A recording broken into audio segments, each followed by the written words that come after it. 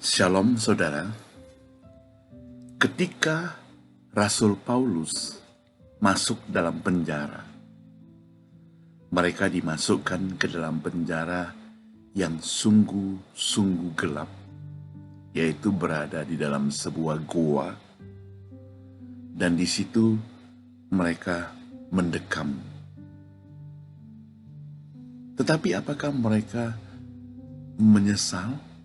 Tidak, saudara. Apakah mereka marah? Tidak juga. Apakah mereka kecewa? Tidak. Di dalam penjara itu, mereka bisa bernyanyi, memuji Tuhan, bersorak-sorak, bergembira, bersukacita. Itu yang mereka lakukan di dalam penjara. Pertanyaannya, kenapa mereka walaupun berada di dalam penjara bisa demikian? Karena mereka tahu bahwa mereka berada di dalam penjara itu bukan karena mereka berbuat salah. Karena mereka tahu bahwa mereka di dalam penjara itu bukan karena mereka ceroboh atau apa. Itu bukan karena kekilapan mereka. Mereka justru melakukan kebenaran, yaitu memberitakan firman Tuhan sehingga dijebloskan ke dalam penjara.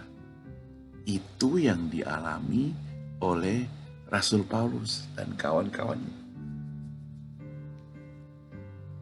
Sehingga mereka itu dianggap sekelompok yang membahayakan dan dimasukkan dalam penjara, dan di sanalah mereka boleh tetap bersukacita. Inilah iman kerohanian Rasul Paulus dan kawan-kawan. Dia tahu pengharapan mereka hanya ada pada Kristus Tuhan.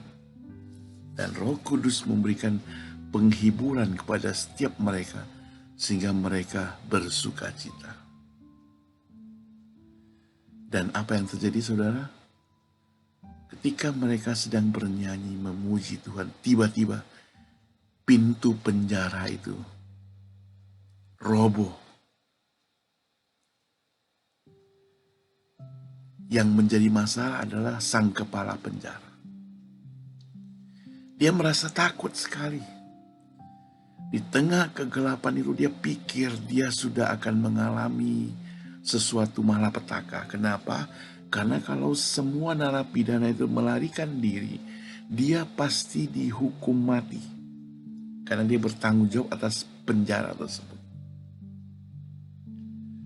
Maka dia merasa hampir putus asa. Dia pikir Rasul Paulus dan kawan-kawannya karena robohnya pintu penjara, mereka telah melarikan diri sehingga dia mengambil jalan pintas. Dia hendak bunuh diri. Tapi Paulus berkata kepada mereka, jangan lakukan itu. Kami masih di sini, kami belum lari. Kami ada bersama-sama dengan engkau. Kami masih di sini. Karena kami tahu kami tidak bersalah. Kenapa harus melarikan diri? Saudara, kepala penjara itu mengurungkan niatnya bunuh diri. Lalu bertanya kepada Rasul Paulus, apa yang harus aku perbuat?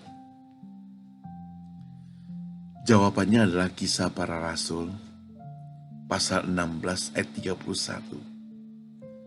Percayalah akan Tuhan Yesus, maka engkau akan selamat, engkau beserta isi rumahmu.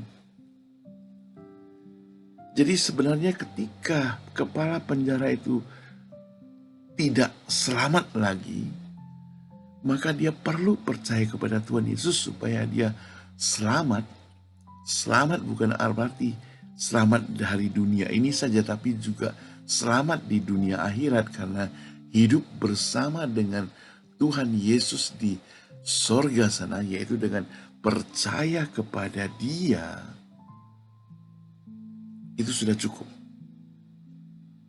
Sehingga hari itu kepala penjara itu boleh dimenangkan Tuhan. Dia tidak mati, dia percaya pada Tuhan Yesus, boleh dibilang bersama seisi keluarganya tentunya. Inilah janji Tuhan kepada setiap kita. Bagaimana dengan Anda yang mendengar perenungan ini? Ketika Anda mengalami masalah, ketika Anda mengalami persoalan yang rumit, yang sulit, yang sudah mengalami jalan buntu, tidak ada lagi yang bisa diminta tolong, semuanya menjadi hilang, teman-teman baik juga tidak ada lagi, orang-orang dekat sudah lenyap semuanya, kita stres, frustrasi, depresi, bahkan barangkali kita hampir bunuh diri. Apa yang terjadi, saudara? Percayalah kepada Tuhan Yesus. Datang pada Dia. Dia adalah sahabat kita yang baik.